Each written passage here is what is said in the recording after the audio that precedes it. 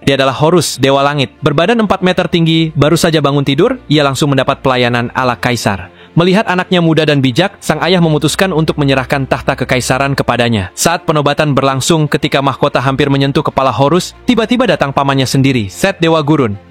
Ia datang bersama pasukan, lalu menusuk sang raja sebelum sempat berkata apapun. Horus pun marah besar, ia mengangkat tongkat kekuasaan dan menyerang. Namun, pengalaman tempur Set terlalu tinggi. Horus yang masih muda terus tertekan. Set menggunakan perisai pemantul untuk membutakan Horus. Tanpa pandangan jelas, mata kekuasaan miliknya tidak bisa aktif. Horus segera berubah menjadi sang Dewa Langit, terbang tinggi dan menyerang dari udara. Set juga berubah ke wujud aslinya. Namun, perisai para prajurit kembali menghalangi pandangan Horus. Ia kehilangan kendali dan jatuh kembali ke bentuk manusia. Set menginjak tubuhnya, lalu menggali dan mencabut mata kekuasaannya. Horus pun kehilangan sumber kekuatannya. Saat Set hendak membunuhnya, muncullah Ratu Cinta, kekasih sang raja.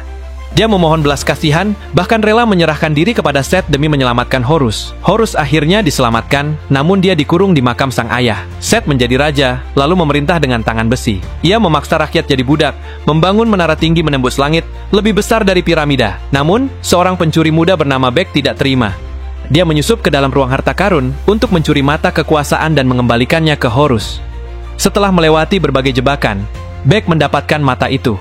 Namun ketika hendak kembali pada kekasihnya, pasukan Set mengejar mereka. Dalam pelarian, sang kekasih terpanah dan tewas. Bek kemudian mencari Horus dan menemuinya di dalam makam. Ia menawarkan mata kekuasaan dan meminta Horus menghidupkan kembali kekasihnya. Namun Horus berkata hanya raja sejati yang bisa bernegosiasi dengan dewa kematian.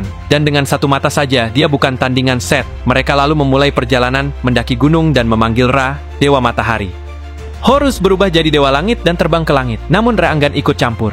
Sebagai gantinya, Horus hanya mengambil sebotol air matahari yang bisa memadamkan api gurun kekuatan utama Set. Namun perjalanan mereka tercium oleh Set. Begitu mereka kembali ke tanah, muncullah Minotaur monster kepala banteng mengejar mereka.